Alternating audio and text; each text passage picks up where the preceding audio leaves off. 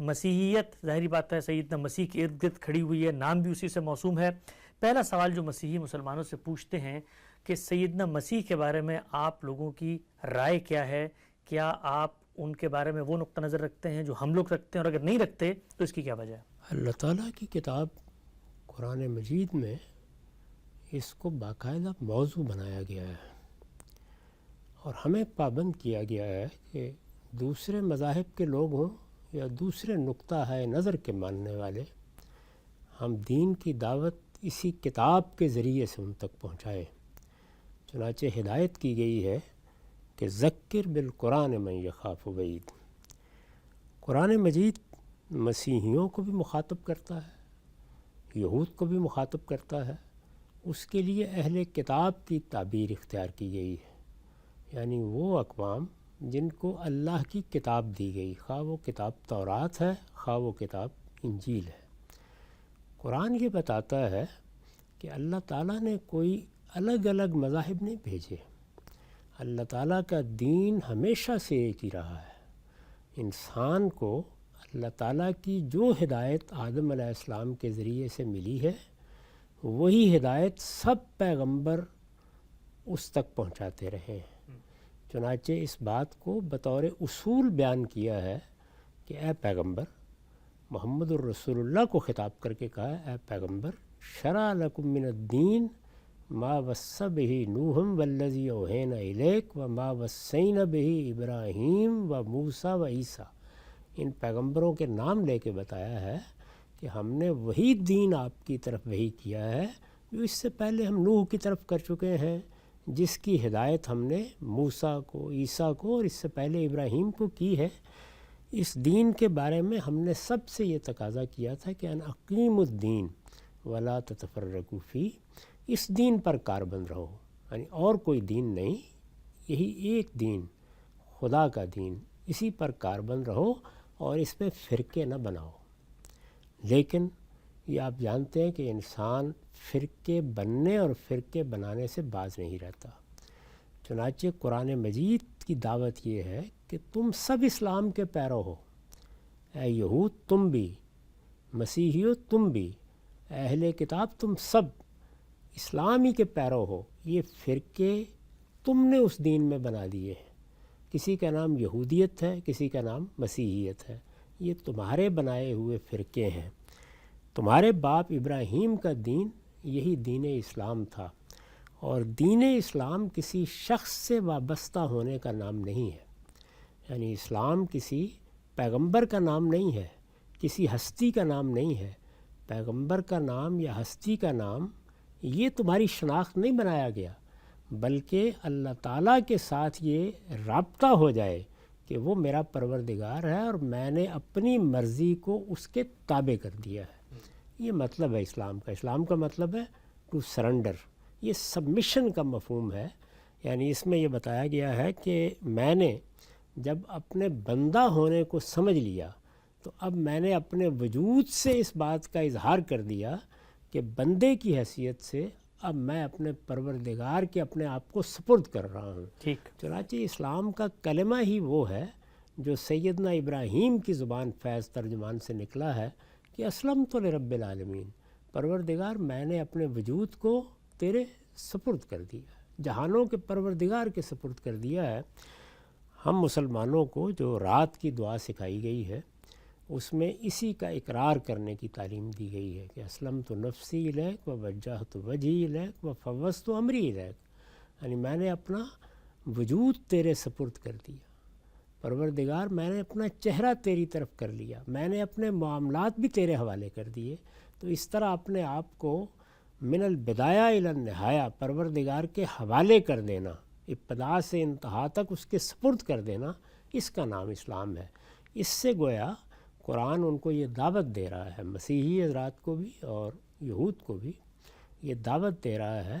کہ تمہیں کسی نئے مذہب کی دعوت نہیں دی جا رہی، بلکہ تمہارے مذہب کی دعوت دی جا رہی ہے۔ عجیب، اچھا۔ تمہارا مذہب، تمہارا دین اسلام ہے، اس کا نام کسی شخص سے مستعار نہیں لیا گیا تھا، یہ نام اللہ کے سپرد اپنے آپ کو کرنے سے ماخوذ ہے۔ اس نام کو اختیار کرنے، اسی نام پر جینے، اور اسی نام پر مرنے کی تمہیں دعوت دی جا رہی ہے، اس لیے کہ ان الدین عند اللہ الاسلام، اللہ نے کوئی 2 یا 3 یا 4 مذاہب یا ادیان نہیں بھیجے، اس نے ہمیشہ یہی دین دیا ہے، اور اس کے سب پیغمبر یہی دین لے کے آئے ہیں۔ لہٰذا موسیٰ بھی یہی دین لے کے آئے تھے، مسیح بھی یہی دین لے کے آئے تھے،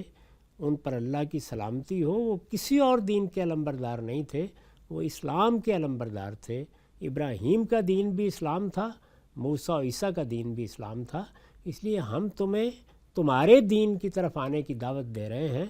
تمہیں کسی اپنے دین کی طرف نہیں بلا رہے۔ سبحان اللہ، ہم سب بالکل ایک طرح کی اورینٹیشن کو تبدیل کر دیتا ہے، بالخصوص مسیحیوں اور یہود کے بارے میں، کہ اصل میں ایک ہی درخت ہے، اسی کی شاخیں ہیں۔ جو پیغام ہے ہمارا، وہ پیغام نہ صرف یہ کہ تمہارے لیے کوئی اجنبی نہیں ہے، نہ صرف یہ کہ کوئی نیا نہیں ہے، بلکہ تمہارے پاس جو پیغام ہے یہ اسی کی تکمیل ہے، یہ اسی کا تتمہ ہے، اسی کا تکملہ ہے،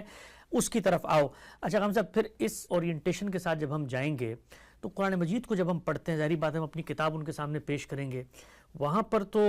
جو قرآن مجید جس طریقے سے گفتگو کر رہا ہے، معاملات کر رہا ہے، مخاطب کر رہا ہے، بھئی یہود تمہارے دوست نہیں ہو سکتے قیامت تک جب تک کہ تم ان کی ملت کی پیروی نہ کرو، اہل کتاب کے بارے میں جنگوں کی بات کی گئی ہے۔ تو یہ جو پورا آپ کا بیان ہے، اور جو قرآن مجید جس طریقے سے ان کو مخاطب کرتا ہے، بات چیت کرتا ہے، اور ان کے ساتھ معاملات کرتا ہے، اور جو پھر پیغمبر نے کیے، وہ ایک دو بالکل مختلف تصاویر سامنے رکھتی ہیں، تو ان دونوں کو کیسے آپ ملا سکتے ہیں؟ قرآن مجید بالکل اس طرح سے بات نہیں کرتا۔ قرآن مجید کی تو آپ پہلی سورہ ہی جب کھولتے ہیں فاتحہ کے بعد،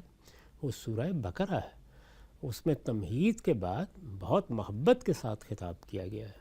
یا بنی اسرائیل اذکروا نعمتی التی انعمت علیکم، اے بنی اسرائیل میری اس نعمت کو یاد کرو جو میں نے تم پر کی تھی، وانی فضلتکم علی العالمین،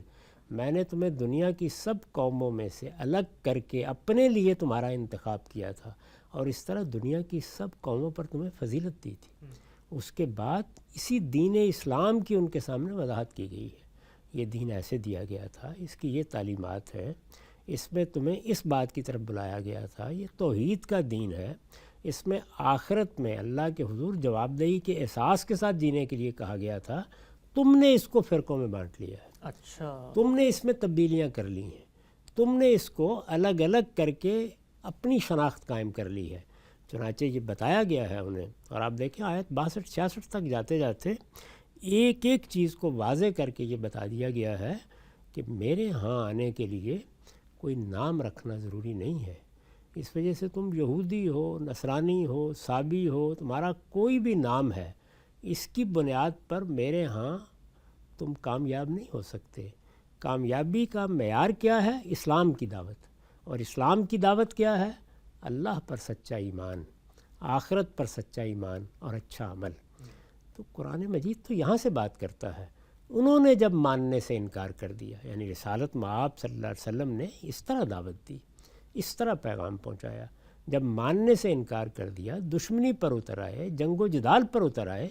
تب مسلمانوں سے کہا گیا کہ اب ان سے علیحدگی اختیار کرو، اب یہ اللہ کے عذاب کے مستحق ہو گئے ہیں۔ تو یہ اس موقع کی بات ہے، قرآن نے بڑی محبت سے دعوت دی ہے، ان کی پوری تاریخ انہیں سنائی ہے،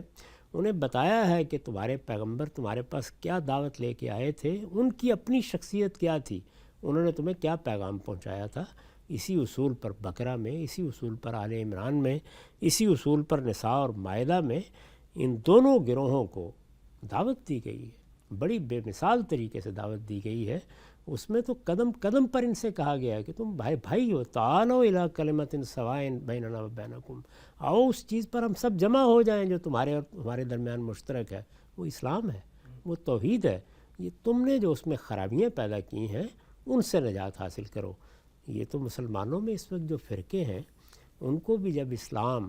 اور صحیح اسلام کی دعوت دی جائے تو وہ اسی طرح کے رد عمل کا اظہار کرتے ہیں، اس کے بعد وہ بھی جنگ و جدال پر اتر آتے ہیں، وہ بھی مرنے مارنے کے لیے تیار ہو جاتے ہیں۔ تو یہ مرنے مارنے کے لیے تیار ہوئے، یہ جنگ و جدال پر اترے، اس کے بعد مسلمانوں نے ان سے قطع تعلق کیا، اور پھر اللہ کا عذاب آ گیا، اس لیے کہ جب اللہ کا رسول آ جاتا ہے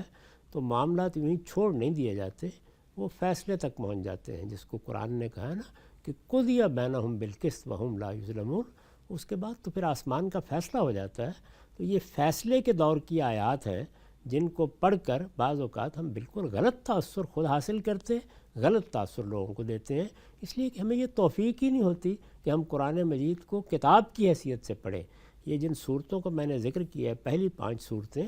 اور صرف یہی نہیں، ان کے علاوہ مکیات میں بھی جگہ جگہ یہ مخاطب ہیں، اور وہاں ان کے سوالوں کے جواب دیے گئے ہیں، ان کو مطمئن کیا گیا ہے، ان سے کہا گیا ہے کہ تمہارے اشکالات کیا ہیں، ہم انہیں دور کرتے ہیں، ایک ایک چیز کو زیر بحث لایا گیا ہے۔